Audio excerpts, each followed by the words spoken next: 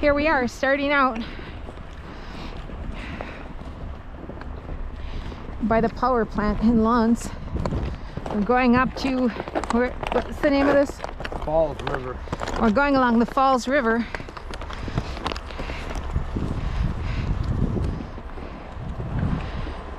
Kind of a blustery day.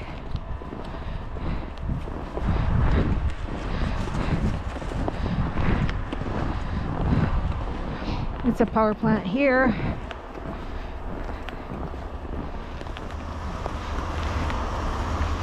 Whew.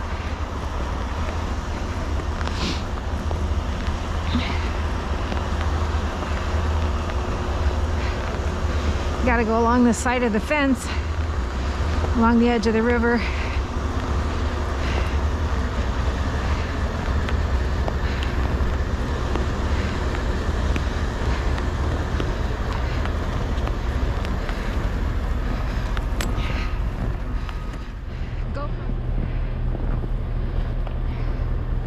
We've come up here in the summertime, obviously not with snowshoes, going fishing in here.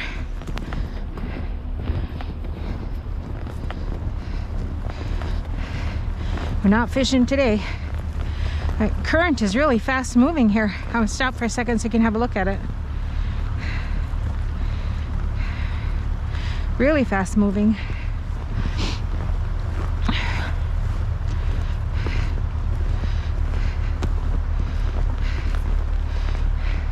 You can see we're right still next to the power plant.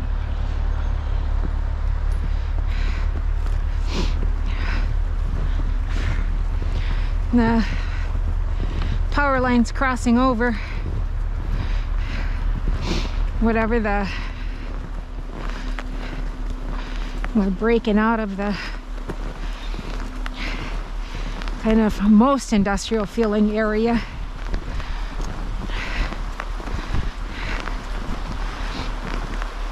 Clearly here you can see why it's called the Falls River.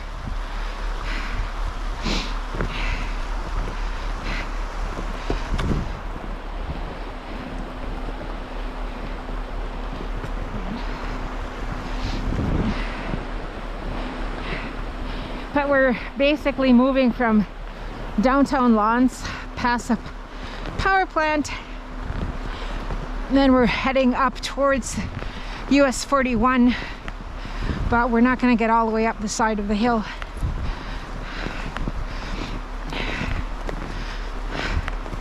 Let's stop here and have a look.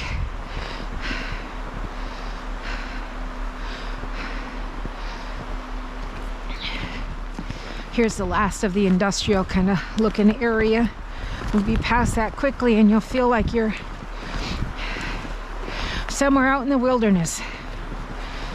And we're hardly out of town. Where does this bridge go? I think that's part of the Orb Trail.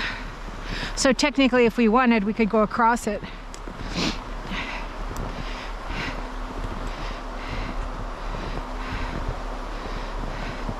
I'm gonna just go down here so we can have a look. I don't want to go too far. I can't tell where the bank ends. It's really pretty.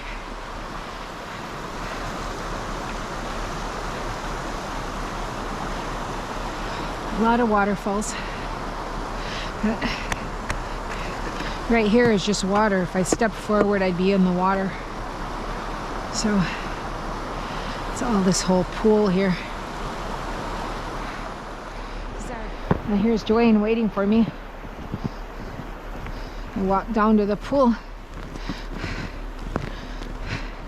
Now we're going up along the side. I think this is the Orb Trail.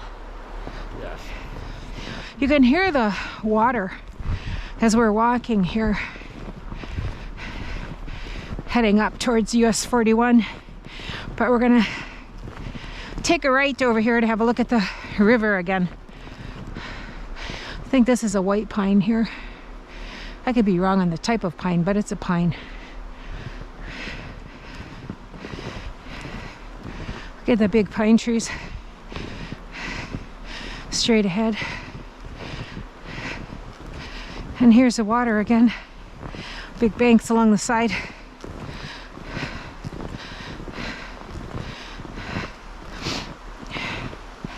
I'm gonna walk down here. We can have a look at the pool. Stop for a minute. Just look at that view.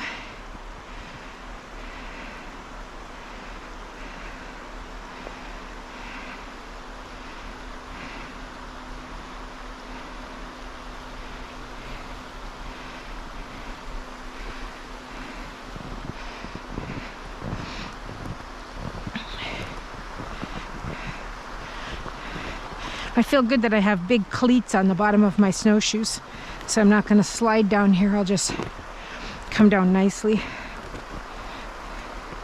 more or less. Okay, again, view of the river. Can see falls right there through the trees. There are a couple of cedar trees, big ones. And look over here, more falls coming down.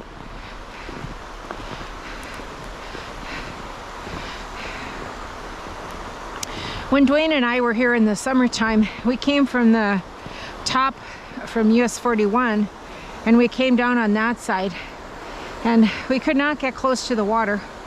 You know, obviously for a long way. The hillside is pretty steep there.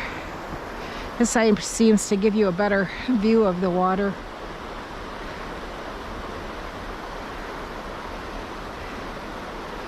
Really fast moving today. But again, the air is cold. That river water is still warmer, so it's keeping the stream, the main current, open. You can see all along here on the edge though, this is all, it's water there, frozen over with ice and very unstable. You don't want to go there because it's being undercut on the underside by that warm-ish water, right? Really pretty. You can see we're going to traverse up a little bit, and I'll give you another view when we get a little bit further along. Here's my hiking companion again, waiting.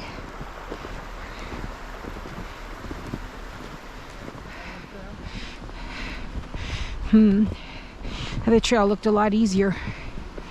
All right, here we go. Well, definitely worthwhile climbing up here. Look at that.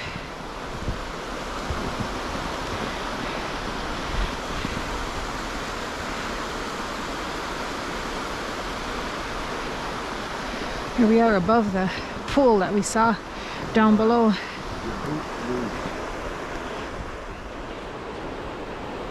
Okay, minor gear repair and we're off again.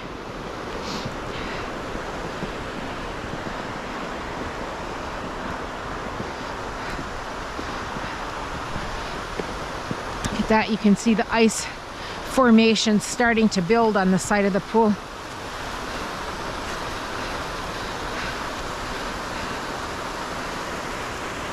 It's amazing. That's a big pine tree right there, standing over the pool.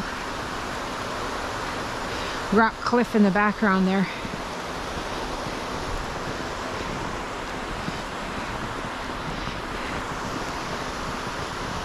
That's really awesome.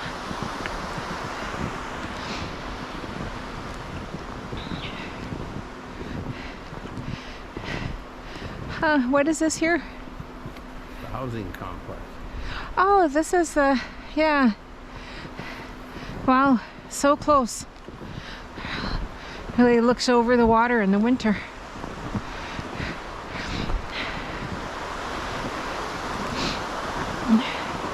And here we have another view.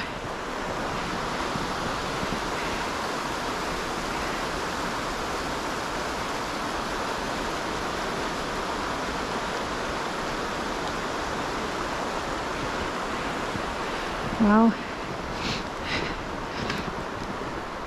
We're following up along the side of it towards the highway. Well, there's a bench for us to sit on.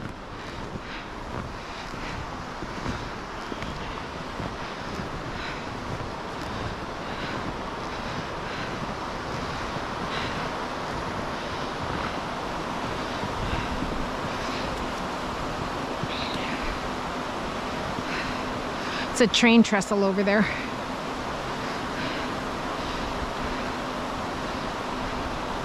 I think this is probably as far west as the snowmobile trail, or sorry, as the train goes, and after here it's just snowmobile trail. I believe so. What a view.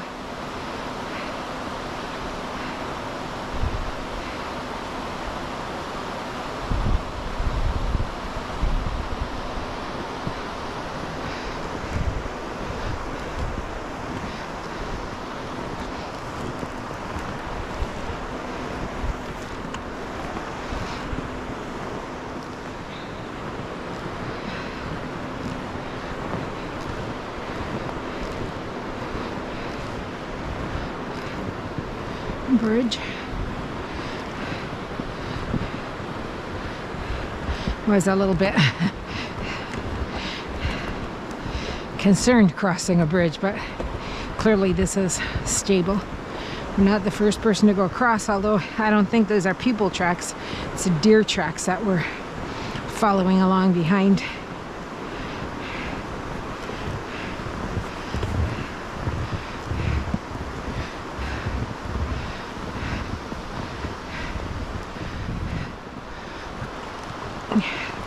Here's another section of waterfall.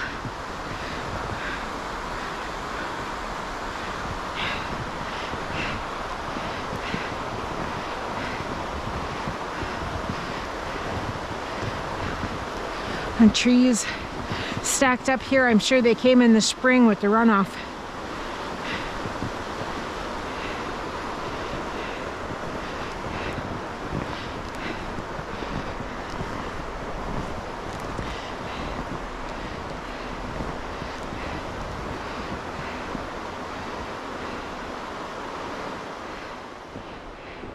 Well, it looks like the trail goes up here.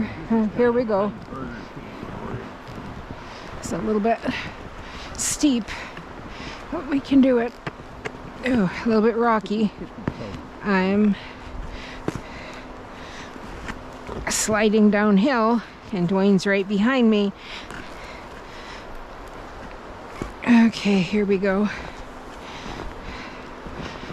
Okay. Climbing up, up, up, and up. What is this way? Oh, that's the highway right there. This is a graded bridge. Here's a stream that feeds the larger river.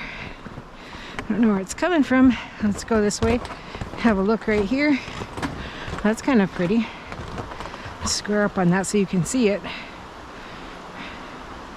Wow, kind of nice. Birch trees there.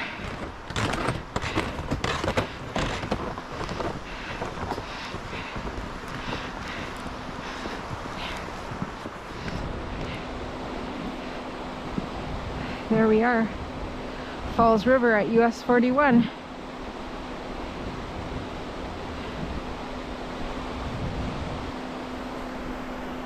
There's a railroad trestle going into the Celotex plant. I mean, it's called something else, Certainteed right now. And the power lines. The highway there. All right, we're gonna go back down.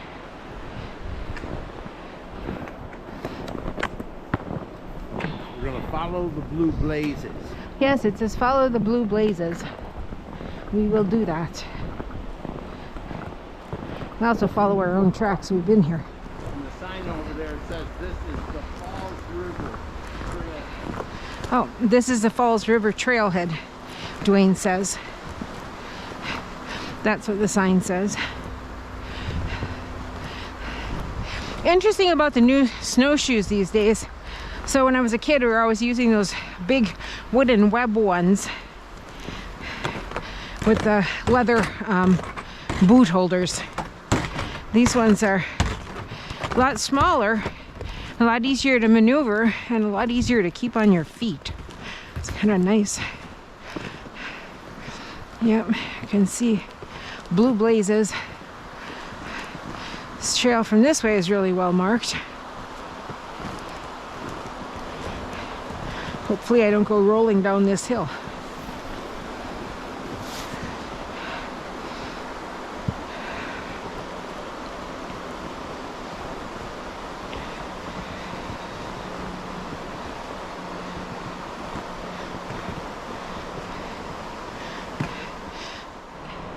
Okay, I was going to turn it off so you wouldn't witness my cruising down the hill at a high rate of speed from going on my face, but hey, I didn't do it.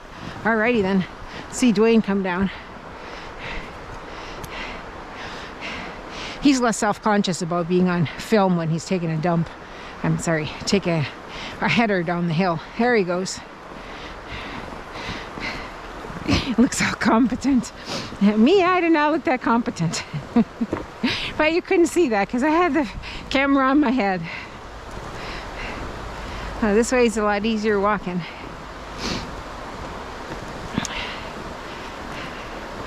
Well, it's so incredibly beautiful.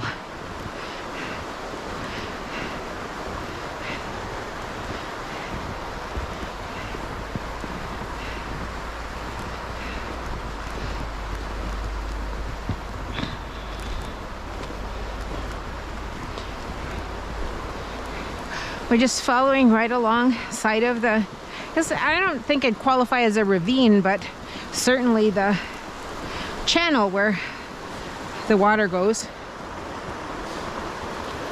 One thing about this is like in our backyard.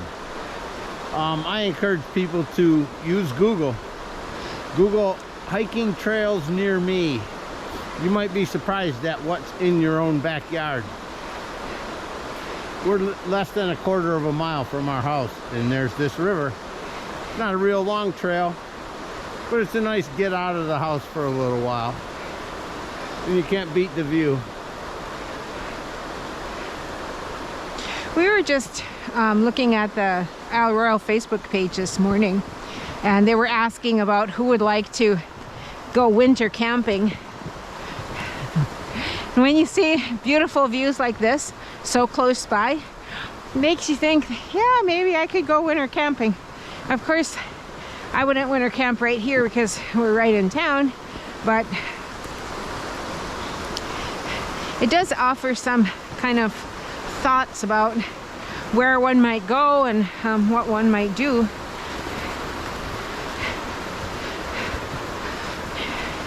And especially on these short hikes like this, I mean, it's a little bit rugged, it's up and down, but not too bad when they have all these bridges.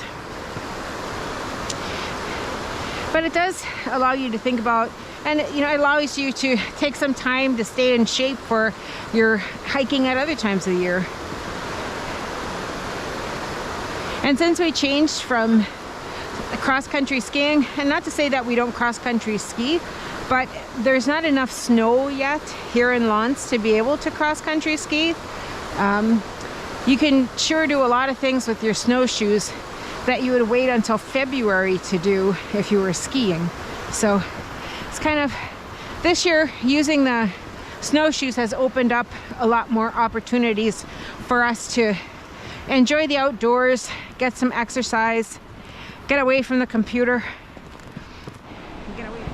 When we started snowshoeing this year, we had tried out some snowshoes.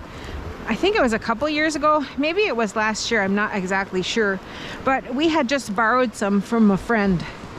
And then we just had planned maybe a quarter-mile snowshoe. We were just going out to look at the water on, it's like near Ontonagon on Lake Superior there. And we put on those snowshoes. We could not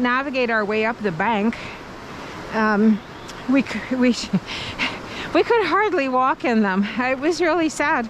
And I thought, well, snowshoeing really wasn't for me because it was so difficult. And then we keep saying, you know, people are enjoying themselves. They're saying they're having so much fun hiking with snowshoes, being able to see things that you can't really see a lot of the times. Like, you know, for example, if you're going through some swampy area in the winter, that swampy area is frozen over, so you can walk there with your snowshoes, you know, as long as it's reasonably frozen. You don't want to do it in early November or something, but it opens access. In any case, the point of my story is when we started really thinking about it and doing some research, we realized that the snowshoes we borrowed were really ill-fitting. They were for people who were almost twice our weight, and so they were really huge. And then because they were so huge, the foot bindings were designed for somebody with, you know, obviously a lot bigger feet than we have. So you couldn't properly cinch the shoe down, or your, you know, your boot properly into the snowshoe. So once we decided we were going to actually try this, we stopped by at a local outfitter's, and they took time to explain the difference between the kinds of snowshoes, which kind you would like, for example, for a packed trail, and which kind you would need for not being on trail. Also, helping us to decide which size we need for the kinds of snowshoeing that we were going to do, given that we're going to be mostly off trail. And then the other thing was, you know, what is a quality brand? We've made that mistake in the past where we end up buying the same thing 3 times because we think we're buying, you know, the economy model that's okay, and then the economy model that's okay doesn't fit well, doesn't work well, and, you know, we become frustrated with the activity. So this time, working with the outfitters, we got the proper size shoe, the proper style shoe, and kind of a little mini training, and also then some poles to use with the shoes that go with them and are appropriate, different from cross-country ski poles, different from backpacking trekking poles, just matched up with this activity. So now here we are, we're finding ourselves going out day after day, week after week, really enjoying what we're doing, seeing scenery that we've never been able to see before, and having a really good time enjoying like where we live. You know, you love living here, but experiencing Michigan's UP is not best done from your couch. It's really done best from actually going outdoors with properly fitting gear and experiencing.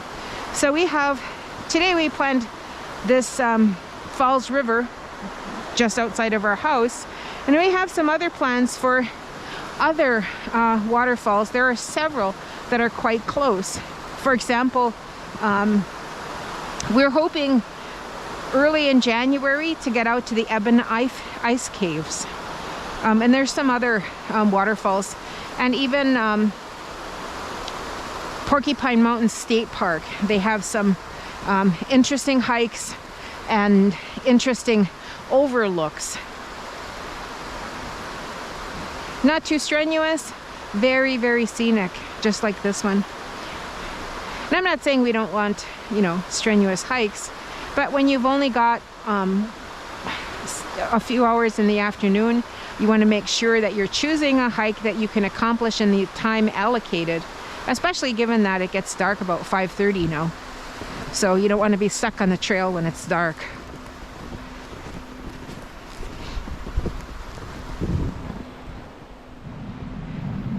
So here we are coming back down past the power plant. Amazing how we were just what felt like in the wilderness, and here we are back in kind of the industrial part so quickly. But this is an incredible river, regardless of the fact that it's going by the power plant. In the summer, it's just an incredible walk to come this way.